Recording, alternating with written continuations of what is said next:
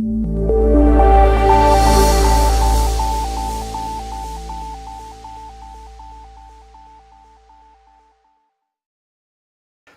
my name is Terry Waters. I am literally 100 days into my tenure at Roubini. So I am brand new and taking a fresh perspective on our business and talking about how we can leverage data, both structured and unstructured data, to do a better job serving our clients, which consists primarily of buy-side shops that are looking for insight and analytics as it relates to investment decisions that they're making.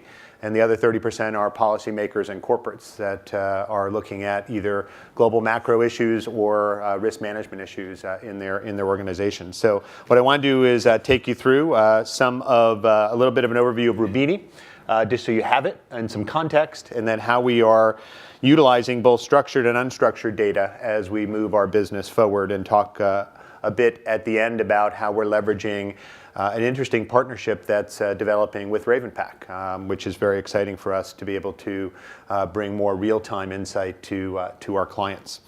So without further ado, let me give you a quick context for Roubini. So Roubini is the leading independent global macroeconomic research firm in the world. It was founded in 2004 by Nouriel Roubini.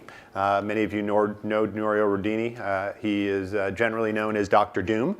I like to think of him as the person that looks at the risks that are happening in the global marketplace and what are the implications of those risks to financial markets and asset classes around the world. As I mentioned, we serve over 500 clients around the world, 70% of which are buy-side shops. Our team of economists, which is 30 strong, blend their collective expertise of about 300 years of macroeconomic experience with access to economic policy leaders around the world, as well as market makers and corporate leaders to provide insights to our clients. The business model, I thought it would be interesting to talk about the business model very quickly. We are a subscription-based research shop. So historically, we have been about opinions about where global macro trends are going at the thematic level, what that means for different regions and countries, and then leveraging data to be able to inform those opinions. We are moving much more towards a fact-based, algorithmic, data-driven research process, but that is a work in progress, and I'm going to talk about that as we go forward. So about 80% of what we do is subscriptions, basically memberships where clients sign up, either individually or collectively as teams or organizations, to gain access to our published research, to our data, as well as interactions with our analysts. We are increasingly moving into a workflow environment where we're embedding our data and our research into client use cases, where it's specifically helping different individuals within our client organizations do their jobs every day and be more effective in their roles and serve either their investment decision-making process, their risk decision-making process, or their policy decision-making process. And we'll talk about a couple of use cases around that.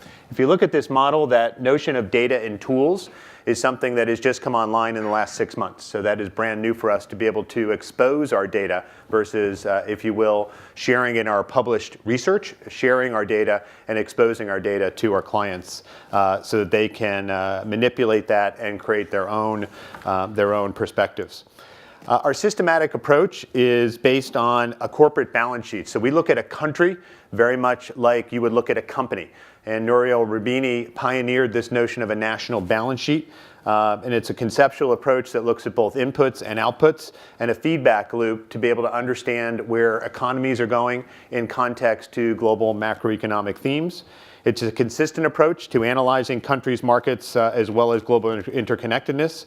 It focuses on structural underpinnings by country and by region and what's driving those, either up or down, healthy or unhealthy.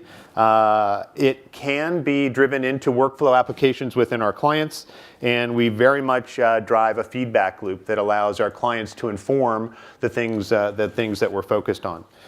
Everything is delivered via website. I won't spend much time here, but there are 5 key things that we deliver. One is global thematic outlooks across 150 different countries with deep dives on 25 specific markets and another 25 that we cover increasingly in a systematic way. We track policy around the world and meet regularly with policy leaders in major central banks and financial institutions to understand how that is affecting both financial markets and asset classes around the world. We then publish that via our website and expose that to our clients. As I mentioned, we've just recently introduced something we call Data View, which is with a third-party content provider that allows our data to be exposed and visualized and embedded into various workflow applications, which I'll share with you as we go forward in the presentation.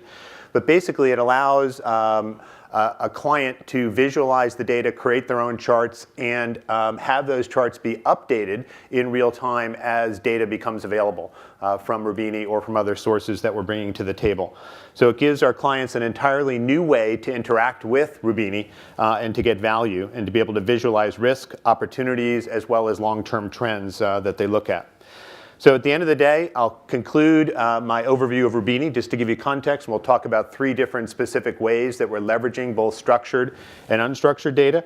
But the key benefits that clients tell us is, number 1, idea generation, being able to give them investment ideas and looking where opportunities are around the world with different financial markets, asset classes, and economies. Unique insights, particularly at the policy level, very critical that we understand kind of what the key drivers are across major central banks as well as secondary central banks.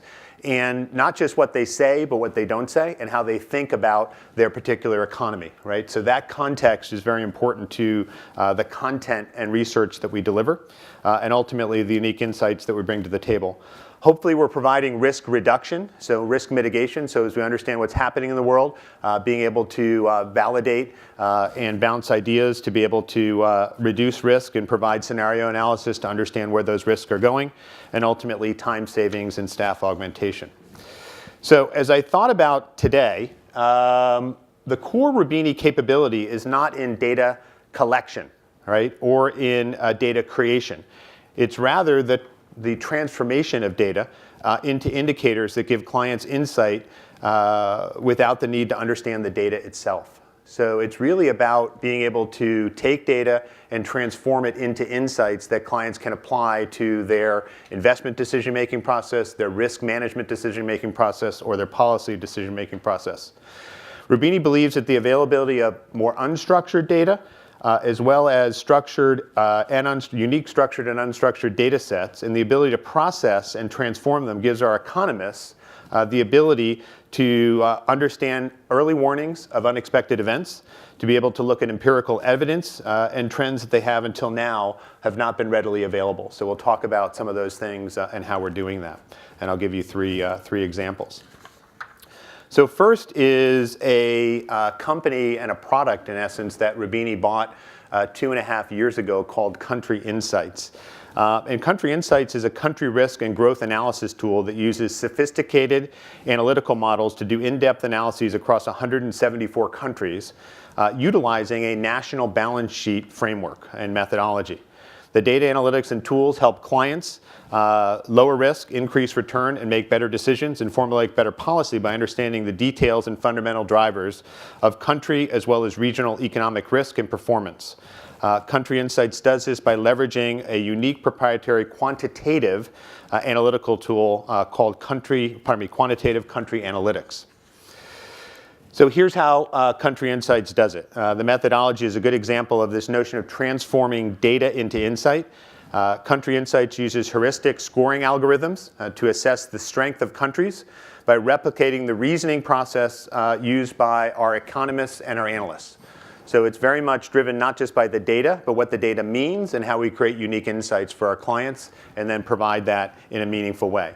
We observe the past first by looking at 200 different data series from multiple sources. We then produce proprietary algorithms via our in-house data sciences team, which came along with and we've added to with the acquisition of Country Insights. We combine the scores to create indicators, which I'll show you in a minute. Examples, sovereign risk scores, country strength score indicators, or an indebtedness score indicator. And finally, we combine our systematic country scores with market valuations to identify investment opportunities. So we think about the national balance sheet across these 4 pillars, if you will. And this is really the core methodology of how Country Insights delivers value to our clients, specifically across macroeconomic resilience, policy and political risk, growth, and social stability. These 4 pillars then break into 24 indicators and then an additional 72 indicators to provide deep transparency to understand how the scores are derived, which I'll show you in a minute. And you can go to our website if you want. I won't belabor the methodology, but if you want to go to our website or give me a card at the end, I'd be happy to share the methodology in more detail if you'd like to see it. But it's very transparently exposed to our clients and to the marketplace.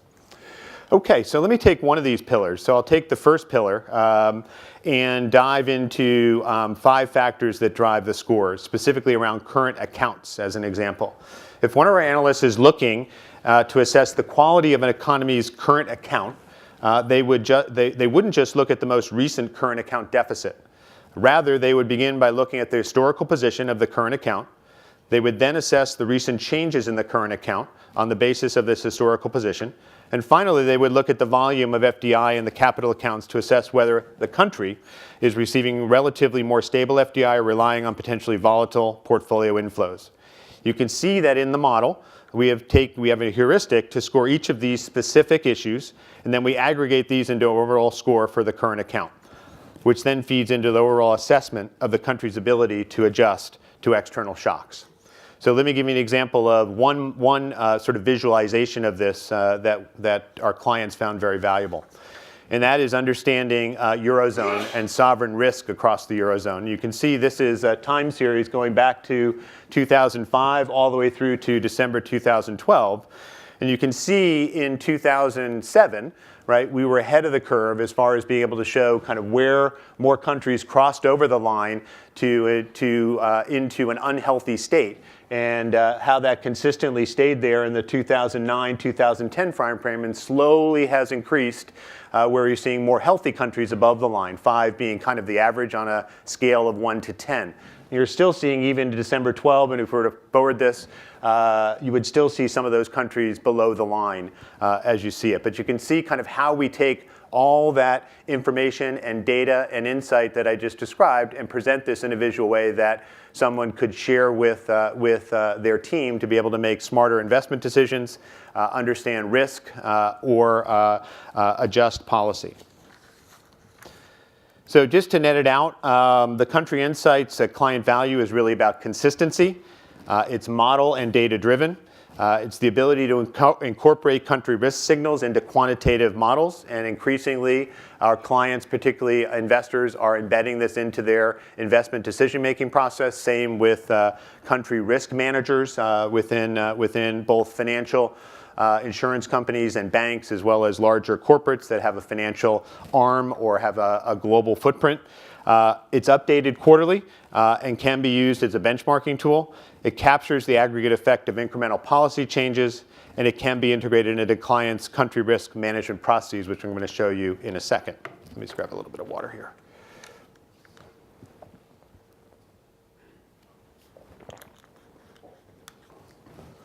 Okay, so we're going to look at a client of ours by the name of Aon. Aon is a British multinational corporation that provides risk management, insurance, and reinsurance brokerage, as well as human resource solutions. Aon has approximately 500 offices worldwide, serving 120 countries, and we work with their risk management team to embed the Country Insights data and methodology into a political risk indicator that I'll show you in a minute turns into a political risk map that they share with their clients and prospects that looks at a variety of different indicators that jointly we worked on to come up with. So this was a project that initially started as a one-off that has now become a continuing subscription-based relationship where we've embedded our data into a client deliverable that helps them market their products and services and serve their clients more effectively. So it's very much where Roubini is going, to be able to move from a opinion-based shop to, if you will, a personal services shop, to much more of a data-driven organization where our research, our data, our insights are embedded into client workflow and processes. How that manifests itself is in the Aon political risk map. We've been publishing this now for 3 years. You can go to this website and pull down both the report as well as the map itself. It rates 9 major political risks across 150 countries by adapting the scores from the standard country insights model, along with input from Aon to look at things like government effectiveness, rule of law, terrorism, other things that are affecting political risk in a particular country or region. Obviously, red is bad. Orange is issues that you want to focus on, and yellow is better, and green, if you will, or not green, but blank is kind of where things are healthy. The risk map allows organizations to stay up to date with relevant information about changes in risk ratings and investment impacting exposures at a glance. It also provides unique analytical tools, which if you go to the website, you can take a look at, and publications via a single interface where clients and prospects of Aon can come and their sales team can come and use this tool effectively. They've also pushed out a mobile app that allows this to be embedded as a tool that somebody can download to their mobile device and can be used effectively by a salesperson or a client that wants to access it as a one-stop platform holding all their current and historical political risk information. In addition, Aon has developed 2 dedicated analytical tools, allowing risk managers to analyze a country historically, as well as compare different countries versus each other over time, and with respect to different risk icons. So this partnership is a trend where we're going from the country insights data being available on our website to where a client can use the data view tool that I shared with you to access that, as well as other data that Roubini provides, to then visualize that in a way that they can get value on an ongoing basis, updated continuously, to now we're actually moving away from our website to embedding our content and creating tools for our clients' websites and for their mobile applications. So very much moving in that direction. So to Aon, it provides an interactive tool that creates value for their sales team, their marketing team, their clients, and their prospects. It's quarterly, data-driven, which they enjoy and value very much. It provides a genuinely useful tool and a cost-effective solution. To Roubini, I've mentioned, it embeds Roubini data and insight into Aon's workflow and delivery.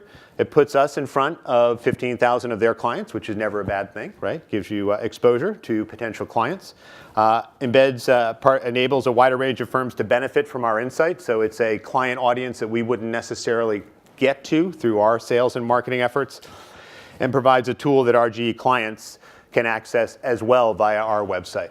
So we actually put it on the Roubini website and make it accessible to our clients as well as a tool that they can use. So let me talk about RavenPack, kind of as our third example.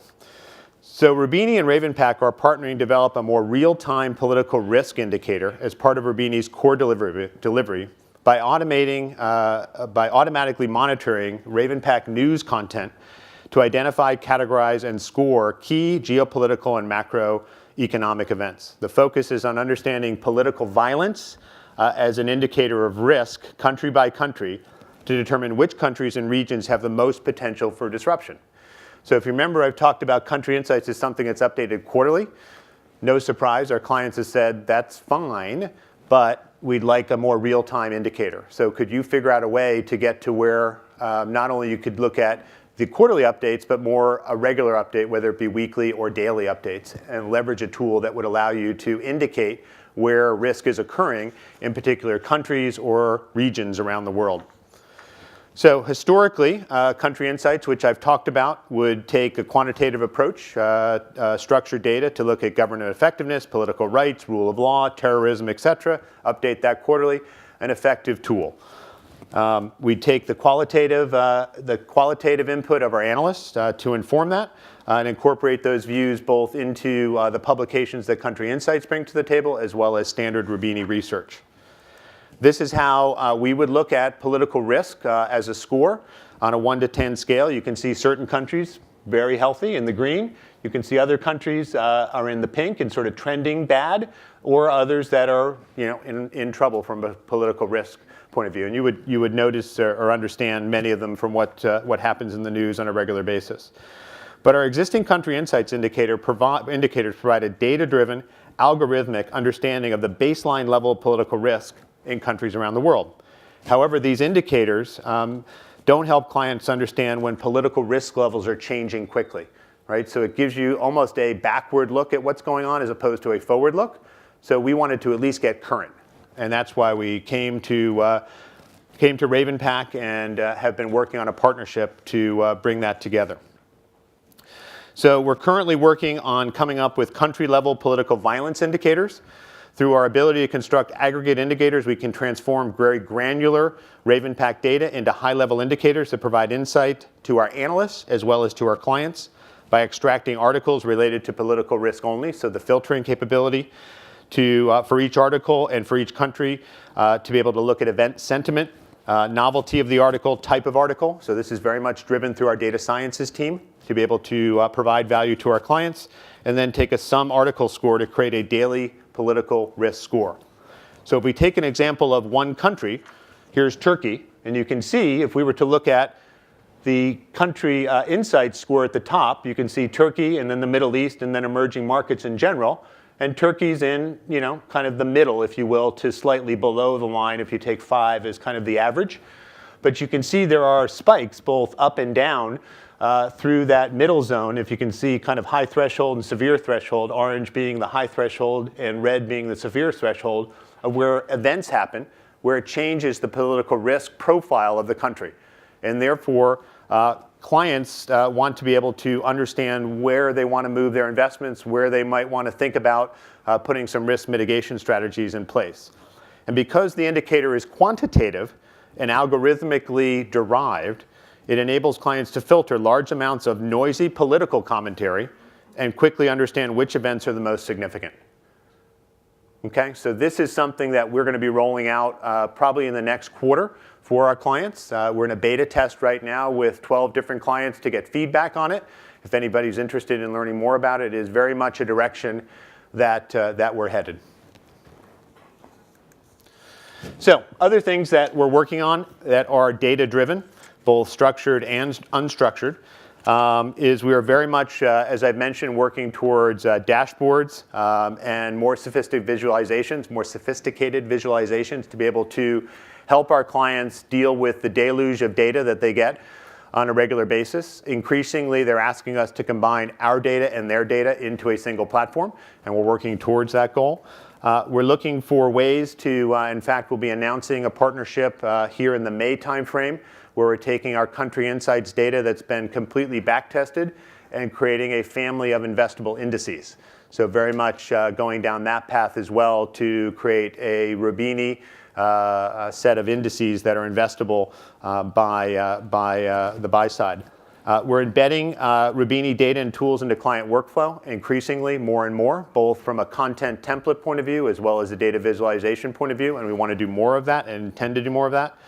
We're working with RavenPack on ways to bring things like economic surprise indicators to the table, so kind of enhancing that whole risk profile and getting a deeper and more granular look of that, as well as potentially leveraging RavenPack to build tools that create alerts that enable Roubini country economists to provide real-time updated content for a wider range of economies and regions. Right? There are many economies that are smaller, that we don't necessarily have feet on the ground to be able to understand what's going on in them. We get questions about it, particularly if events happen. We'd like to be able to be aware of that and have our economists be able to be knowledgeable of that, and then move up the stack to the more developed economies to be able to just keep track of more real-time information as it occurs. So I'll conclude with a couple of key takeaways. We believe machine-based learning and algorithms are the future of macroeconomic and political risk analysis. So we are very much headed down that path.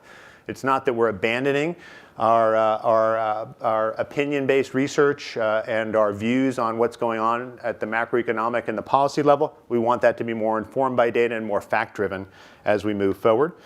Doing this requires both analyst insight as well as understanding the data and leveraging a data sciences team. So that's a big investment by the firm, and leveraging heuristic algorithms to kind of bring the two together. The key is the transformation of the data into meaningful analytics and insights that clients can use in their decision making. So in the opening comments, I heard the word use cases. And so very much moving towards use cases by role to understand how we can inform those roles and help them do their jobs every day. And ultimately, we believe the explosion of new data, both structured and unstructured data, and the analytics increases the client's need for interpreters and interlocutors. So we believe not only is it about the data, but it's also about the interpretation of the data and what it means, both in context as well as how it applies to an investment decision, a risk decision, or a policy decision. Okay? Thank you very much.